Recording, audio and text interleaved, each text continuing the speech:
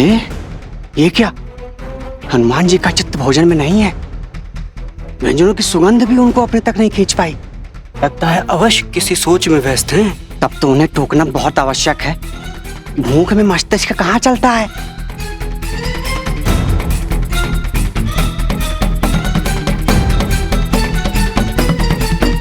हनुमान जी, भोजन सज है। आप हनुमान जी, हनुमान जी।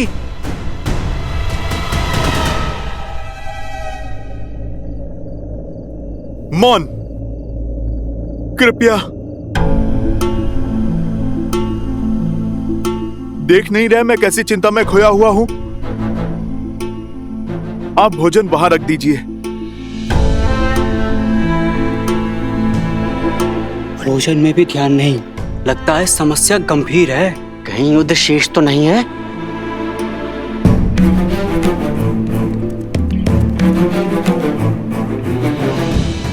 सब कुछ जानते हुए भी ऋषि भरद्वाज ने प्रभु श्री राम को लवकुश का सत्य क्यों नहीं बताया? उन्होंने क्यों नहीं कहा कि माता सीता यही हैं? भगवान वाल्मीकि के आशीर्वाद से प्रभु श्री राम का माता सीता से मिलन क्यों नहीं करवाया? प्रभु को कितनी प्रसन्नता, कितना सुख मिलता ये जानकर कि अभी अभी वो जिनकी प्रशंसा के पुल बांध रहे थे वो उन्हीं के पुत्र हैं।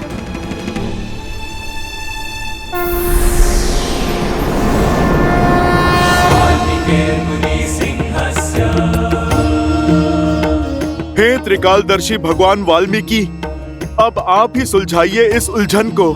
जानता था कि इस समय तुम्हारे मन में बहुत कुछ चल रहा होगा हनुमान, इसीलिए तुम्हारे समक्ष आना आवश्यक हो गया था। भय था कि कहीं तुम अत्यधिक उत्साह में तुम ये बात महाराज राम को ना बता दो। अब किस बात का विलंब? रामायण को संपूर्ण होने के लिए इससे अच्छा अवसर और क्या हो सकता है? लगता है मानो हमने माता का विश्वास ही खो दिया है। मैंने तो कहा था कि हनुमान जी को हमेशा शुभ होने का संदेशा हुआ है, किंतु माता है कि हमारी बात ही नहीं सुन रही।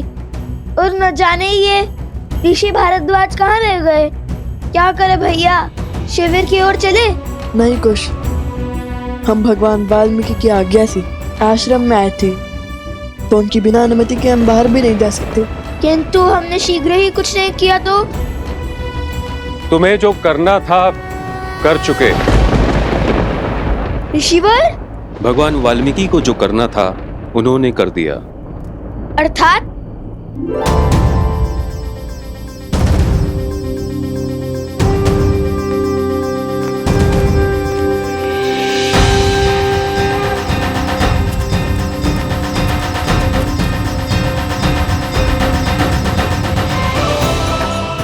माता देखिए, ऋषि भरद्वाज आ गए।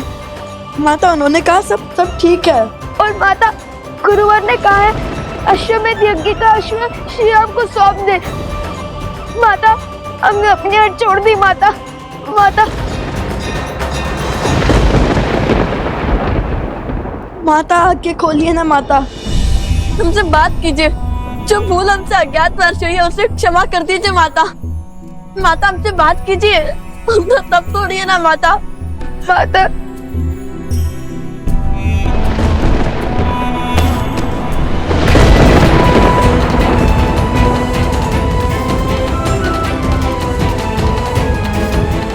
माता आंखें खोलिए ना।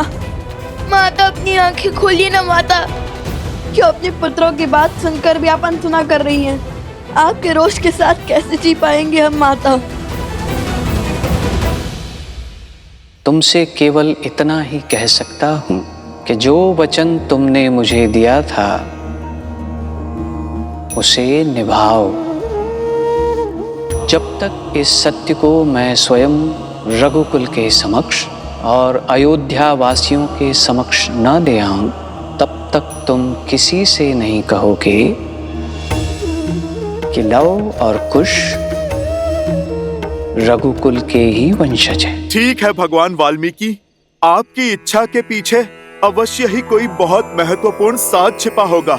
आप निश्चिंत रहें, ये राम भक्त हनुमान अपना वचन अवश्य निभाएगा।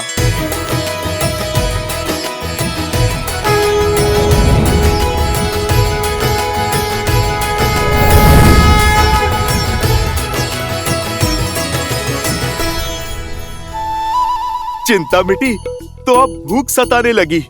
चलो कुछ खा ही लेता हूँ।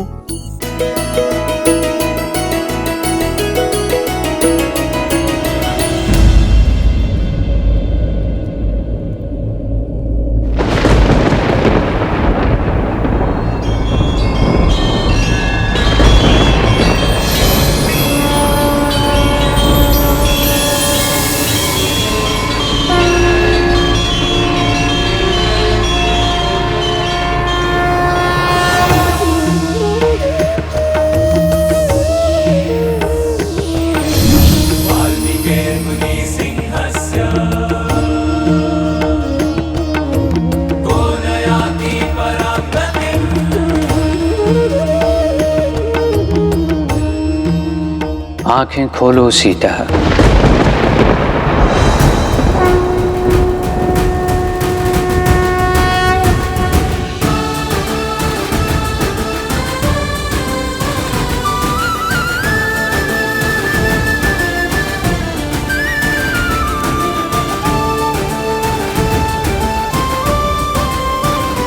प्रणाम भगवान वाल्मीकि जी।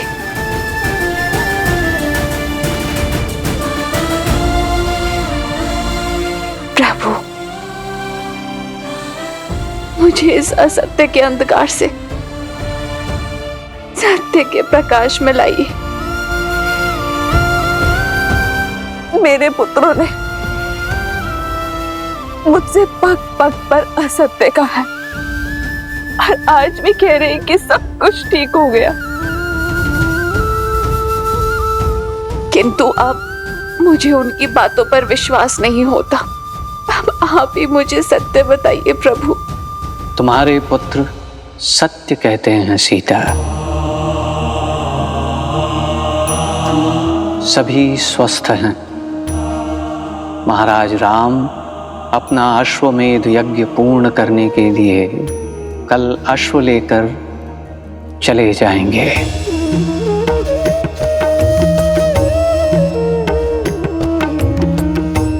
किंतु मैं यहाँ केवल ये कहने आया हूं कि मेरे शिष्यों ने कोई अधर्म, कोई भूल नहीं की, बल्कि उन्होंने तो मेरी सीख को और आगे बढ़ाया है। अयोध्या में जो लोक अपवाद फैला, जिसके परिणाम स्वरूप अयोध्या वासियों ने अपनी ही महारानी पर लांछन लगाए और जिनके सत्य होने का कोई प्रमाण नहीं मिला। मैं मर्यादा पुरुषोत्तम राम नहीं हूं। मैं ऐसी स्त्री को नहीं अपनाऊंगा जो किसी अन्य पुरुष के साथ रहकर आई हो।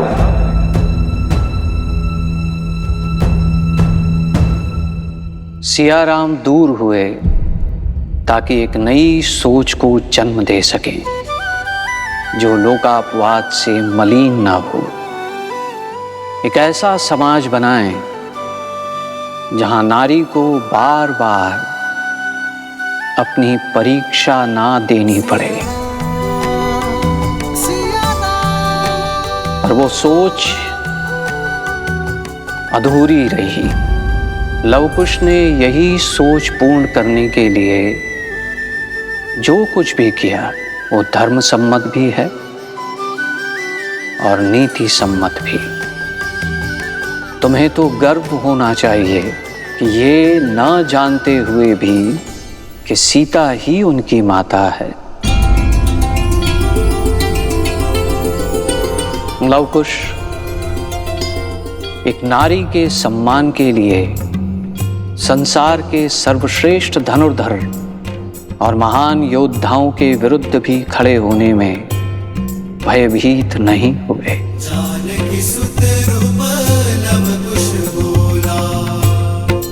सीता, तुम्हारा वनवास अब अंत तक पहुंचने को है।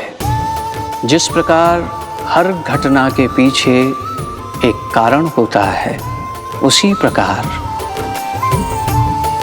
ये युद्ध भी वही मार्ग है जो तुम्हारे अधिकारों को एक नई पहचान देगा। भगवान, क्या हम अपने पिता से मिल सकते हैं?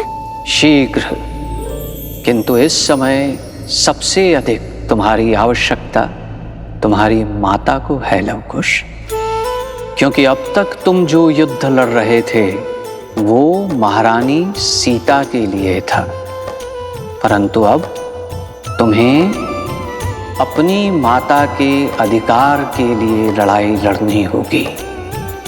और केवल अपनी शक्ति का प्रदर्शन करके तुम ये युद्ध नहीं जीत सकते, क्योंकि ये युद्ध है लोकापवाद के विरुद्ध, असुरी सोच के विरुद्ध जो अयोध्या वासियों के मन में घर कर चुकी है। और बुरी सोच को केवल शुभ सोच ही उचित कर सकती है। तुम दोनों को अयोध्या वासियों की नारी को लेकर जो हीन सोच है, जो नारी को एक समान अधिकार नहीं देती है, उनके मन में नारी के लिए सम्मान जगाना होगा। इस युद्ध में विजय शक्ति से नहीं बल्कि बुद्धि से होगी, ताकि अयोध्यावासी लोक अपवाद से उबरकर सीता से क्षमा मांग सके। सीता ही नहीं बल्कि पूरी नारी जाति का सम्मान करना सीख सके। और जब ये कार्य पूर्ण होगा तब होगी रामायण संपूर्ण। स्मरण रहे, ये दायित्व बहुत बड़ा है लवकुश।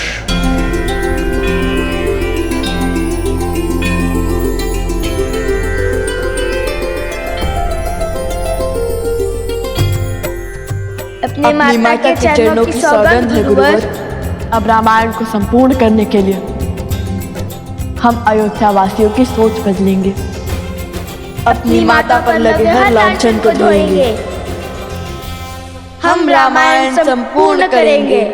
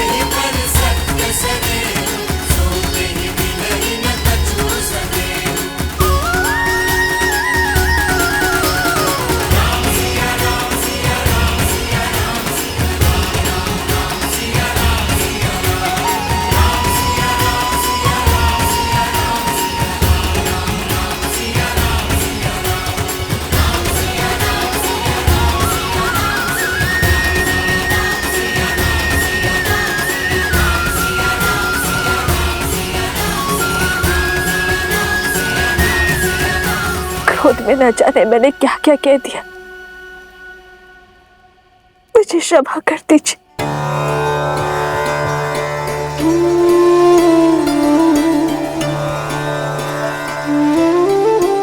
ऋषिवर, आपके मौन का कारण समझ गई हूं मैं, मुझे क्षमा कर दीजिए। देवी, अंत भला तो सब भला। देवी सीता और लवकुश का सत्य।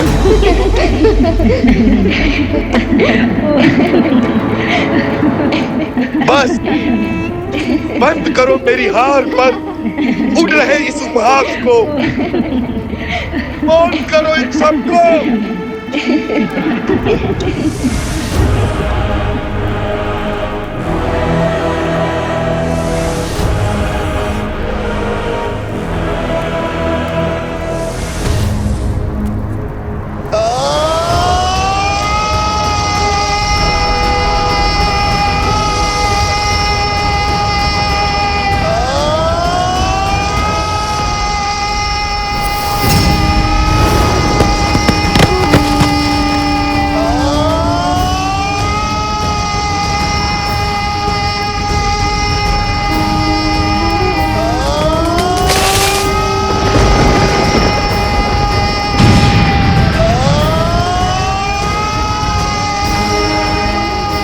रोकिए इन्हें, इनका क्रोध हर सीमा पार कर रहा है।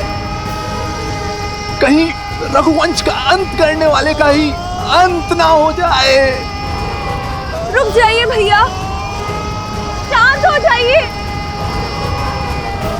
शांत हो जाइए भैया, शांत हो जाइए भैया, शांत हो जाइए।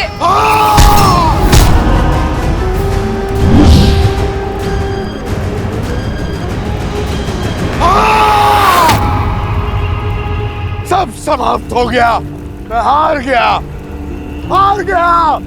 उन दो ऋषि कुमारों ने मुझे परास्त कर दिया।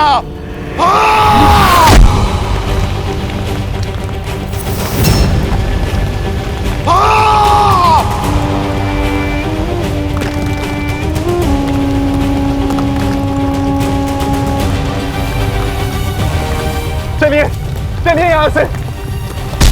नहीं, मैं अपने भाई को छोड़ के कहीं नहीं जाऊंगी।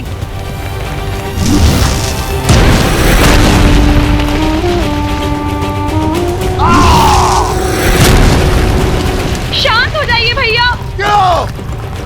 ताकि अपना उपहास बना सकूं। हंसो, तुम भी हंसो मेरी आर पार।